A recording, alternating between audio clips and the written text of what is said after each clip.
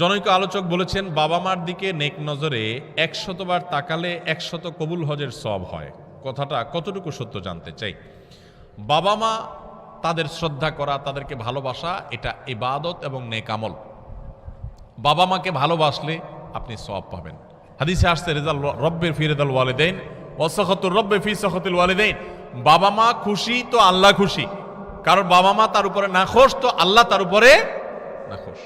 এই জন্য বাবা মার প্রতি শ্রদ্ধা দেখাবেন। আল্লাহ বলেছেন যে ওয়াবিল ওয়ালিদাইনি ইহসানা, মা বাবার প্রতি সদাচরণ করবে। ভাইরা আমার, যারা বাবা মাকে না হারাইছেন তারা বুঝবেন না এটার মর্ম কি, যারা হারাই ফেলছেন তারা বুঝেন কি মর্ম।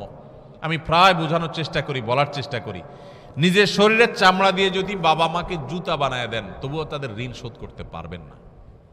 বহু মানুষ ভালোবাসা দেখাবে আপনাকে, আপনি যেদিন বাবা হবেন সেদিন বুঝতে পারবেন যে বাবারা সন্তানদের জন্য কতটা ভালোবাসা তাদের বুকে ধারণ করে। হয়তো আপনার বাবা সাধারণ মানুষ, অশিক্ষিত মানুষ, প্রকাশ করতে পারে না বেচারা, কিন্তু আপনার এই অশিক্ষিত বাবা গোটা পৃথিবীর সমস্ত শিক্ষিত, ভক্ত, অনুরক্ত, আপনাকে ভালোবাসা দেওয়া মানুষগুলোর চাইতে আপনার অশিক্ষিত বাবা, তার ওজন, তার ভালোবাসার ওজন আপনার কাছে সবচাইতে বেশি। ভাইরা আমার, বাবা মায়ের ফজিলত নিয়ে বহু হাদিস আয়াত আছে, সেগুলো ঠিক আছে, কিন্তু তাই বলে প্রত্যেকবার তাকালে একটা করে হজের সওয়াব হবে এই কথা কোনো বিশুদ্ধ হাদিস দ্বারা প্রমাণিত নয়।